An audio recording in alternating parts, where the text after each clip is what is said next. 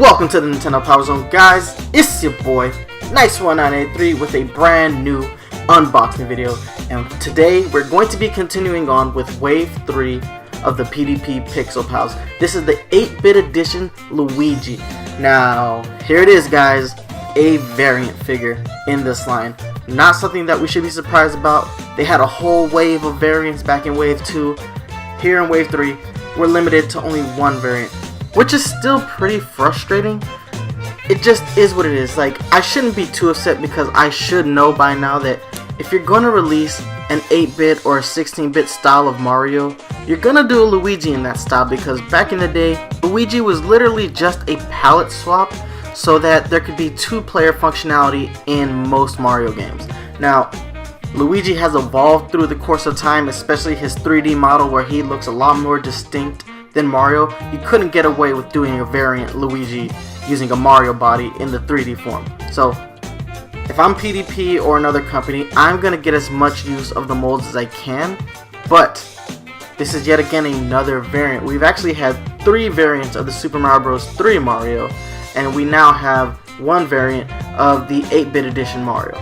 That being said though, I have higher hopes for this figure than I had for the Super Mario Bros. 3 Luigi, just because it looks a little bit better. The green is darker. So if you guys remember with the Super Mario Bros. 3 Luigi, I had issues when the figure was lit because the greens weren't right and the peach didn't look that great either. It was kind of a downgrade from, you know, the Mario Pixel Pal from Wave 1. But these shades look a little bit darker, and there's one more thing I want to point out. This is listed as Luigi, just regular Luigi. This is untrue. This is actually Fire Luigi. He has absorbed a fire flower, and that's why he has the white and the green palette. If this was Luigi in his standard form, he would have green overalls with a brown undershirt. That's what would have been different here. And it's kind of weird because this isn't even like a tall version of Luigi. This is legit regular Luigi painted to look like Fire Luigi. It's a very odd design choice, and you know, I don't think a lot of gamers would notice it right off the bat, but if you're like truly indoctrinated in the Mario franchise, you would realize that this is not how Luigi would look in his fire form. It is what it is. PDP, they're trying to be slick. They're trying to make a quick buck, so you can't blame them. You can only blame yourself if you're gonna pick up a Pixel Pal, because you're gonna know that there are variants. But this is the one time where a variant looks messed up completely. They did not do a good job of doing a variant figure. They just labeled it Luigi and didn't do their homework. Come on, PDP, you know better. And if you don't know, then now you know. So get it right next time. Alright guys, let's go ahead and just analyze the box real quick. Up in the right hand corner we have the original Super Mario Bros. Logo. Right under that we have the Pixel Pals logo. Moving on to the left side of the box, you have the window display with Luigi on the inside. Right under that you have his name, Luigi. Under that you have the recommended ages, so this is for 14 and up. Right under that you have your PDP logo. Dead center of the box you have your official Nintendo seal of quality. This product shouldn't have got it. Come on, Nintendo, you know better too. And on the far right, on the bottom corner, you have 8-bit edition, and this is the 10th figure in the Pixel Pal line. Alright guys, let's go ahead, turn this box over to the side and take a look. Alright, on this side of the box you have your Pixel Pals logo, Super Mario Bros. Logo, the eye light up word bubble, and a picture of Luigi turned off and a picture of him turned on. Let's just keep it rolling, guys. Alright, so looking at the back of the box, we have some standard stuff here. We have our Pixel Pals logo, the Super Mario Bros. Logo, this great picture of Luigi jumping. The box tells you to collect them all, lets you know that it's a Luigi figure and that this is the 10th figure in the line. You have your PDP logo, and in the dead center of the box at the bottom, it lets you know that this does not come with 2 AAA batteries. I feel like I've said this so many times that it doesn't even carry any weight anymore, but this sucks. Alright guys, let's move on to the best part of this box, which is the character description. Naturally timid, Luigi has cemented his legacy throughout the Mushroom Kingdom and beyond.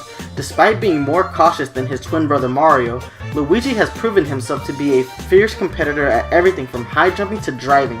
His heroic tendencies and lovable personality will continue to inspire his adventures for years to come. So this was a great character description for Luigi. They didn't call him a coward this time, they called him timid, which is probably more in line with the way Luigi was back in those original games. Not so much of a coward, just not as adventurous as Mario, but I'm really digging it. Guys, it's time to go ahead and turn this box over and take a look at it from the last side.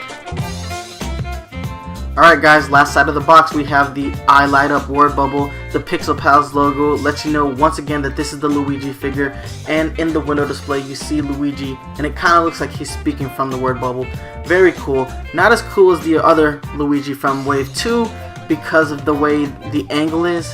This Luigi is a little bit more flat looking than the other one, so it just comes off as a little weird. But guys, let's go ahead and get this bad boy unboxed.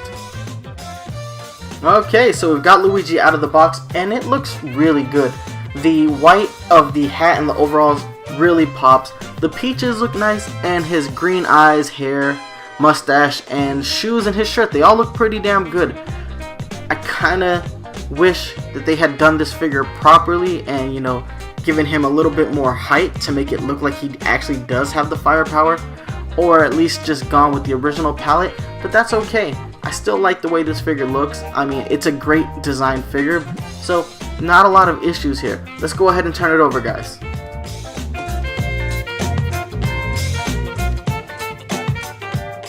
The only thing I'm going to say here, guys, is that there is still no micro USB. This thing is still going to go ahead and require 2 AAA batteries, which are not included in the box.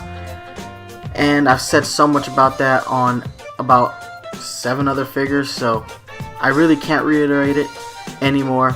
I just hope PDP is listening and, you know, taking control of this within their next waves. Moving on.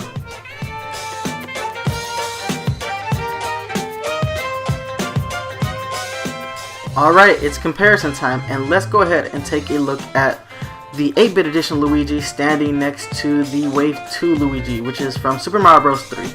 Now, there are a lot of differences between these two figures, there just is. And it really is all about how Nintendo got so much better at doing pixel art by the time the 3rd Mario game rolled out. But that being said, I actually prefer the 8-bit edition Luigi from Wave 3, just because it's the Luigi that I grew up on. This is the way Luigi looked when I first picked up an NES controller and played Super Mario Bros. For the first time. It seems like so long ago, but it also seems really fresh in my head. I just remember the sheer joy of playing that original game and how difficult and fun it was. But guys, let's go ahead and keep on rolling with comparison time, okay? Alright, so moving on, what we have here on the table now is the 2.5 inch Jakks Pacific Luigi minifig, and it looks really good. They both look really good standing side by side. I love it. Now, they're both done in a pixelated art style.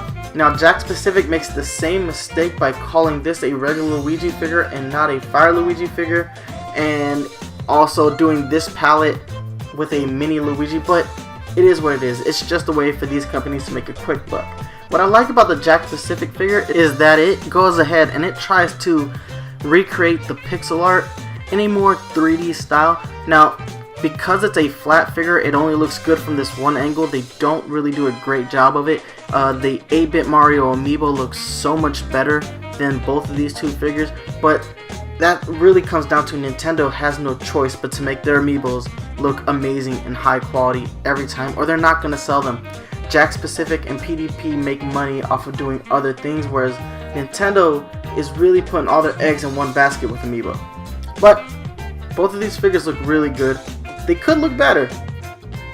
Okay, so the lights are off and the figure is turned on, and this is really bright, and I like it.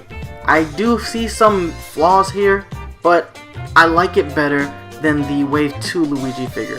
It doesn't have the same problems. They used a darker shade of green on this 8-bit edition Luigi, so it looks a little bit better than that Wave 2 Luigi. But again, the peaches don't look so hot on this figure. It's just not a dark enough shade of peach. PDP, this is a quality control issue that you can rectify. Just go one shade darker and you probably completely rectify this. I don't understand what the problem is, because you guys got it right with the Wave 1 Mario, but you haven't got it right since that figure as far as peach tones. I don't know what's going on there, guys. But that being said, this still looks pretty good. It could look better, but it looks pretty good. So I went ahead and brought out the Wave 2 Luigi, and take a look, because it looks better than the 8-bit edition Luigi just because of the peach tones, and I criticized the Wave 2 Luigi because of the greens. So they've rectified the issues with the green only to mess up on the peach tones. This is where you guys can really see how bad it is as far as peach tones are concerned. Let's go ahead and bring more figures out on the table.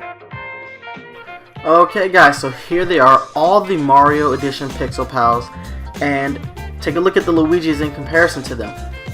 Mario's all have better peach tones, with the exception of Fire Mario, which is basically all orange, and the Luigi peach tones or the Luigi greens, they just don't look good. These Pixel Pals fall short of the standards set by, the Wave 1 Pixel Pal, and this is shameful. It really is. I would like to praise the Pixel Pals because when it comes to their design, they're amazing. They are really well designed looking figures, but because they're light, that's where they start to lose all this amazing quality that they have. I almost just wish that they stopped lighting up so that I could legit just stop complaining at how they haven't been able to live up to that Wave 1 Mario. It is what it is, guys. I still like the way these figures look. As far as their design, they're pretty perfect, but the other issues that they have really are starting to weigh on me. Alright guys, it is score time. My favorite time. Why? Because I get to tell you whether or not something is worth your hard-earned money. And guys, let's go ahead and start with the appearance of the figure. It looks great when the lights are off and the figure is not turned on. It looks great. It looks like Luigi, and I love that. I love being able to say that I have a Mario and a Luigi Pixel Pal. That being said, it is still a variant of that 8-bit edition Mario, so that always hurts the score because I don't like buying the same figure more than once. I'm kind of sick of variants with this line of toys as well. They have now 4 variant figures in a wave of 10 figures. So I'm just gonna go ahead and give this figure a 9. I'm gonna dock it a point just because it is a variant. Moving on to its functionality, when you turn on the figure and you turn the lights off, this figure is kind of hit or miss. The greens were finally corrected from the Wave 2 Luigi, but the peach tones don't look right. So the greens look great, the white looks great, but the peach looks awful. It's just not right, and it's a quality control issue, one that they can rectify. They seem to get it right on Mario, but they never seem to get it right on Luigi. I don't know what the difference is. At this point, I just have to assume that it's a quality control issue and hope that it can be rectified, in future waves. So I'm gonna go ahead and I'm gonna give it a 6 for its functionality, guys. So we gave it a 9 for its appearance, and we gave it a 6 for its functionality, so its final score is a 7.5. It does get our official Nintendo PowerZone seal of quality, and it doesn't do it pretty, but it does it. It clears the margin. There are a few things that I really just want them to add at this point, like I want there to be the option for a micro USB, and I really want them to start correcting the peach tones, but PDP is new at making toys. I can only hope that these are the growing pains that the company is experiencing. But alright guys, it's time for me to get out of your hair. But before I let you go, let me hit you up with these social media links. You can always hit me up on Twitter at Nice1983 or the official Nintendo PowerZone Twitter at NPowerZone. You can hit us up on Facebook, facebook.com/Nintendo PowerZone. If you're a fan of the Nintendo PowerZone podcast, you can always download new episodes on iTunes, Google Play Music, and stream new episodes on Stitcher Radio. Or if you want to watch the show live, you can catch us here on YouTube, youtube.com/user/thearticle, THAARTICLE. And guys, don't forget, here on YouTube, every Wednesday at 3 p.m. Eastern Standard Time, I have a brand new unboxing video just for you. That's going to be it for this episode of Nintendo PowerZone Unboxing. Thank you guys so much for watching, and watch out for amiibo hunters on the prowl. Deuces!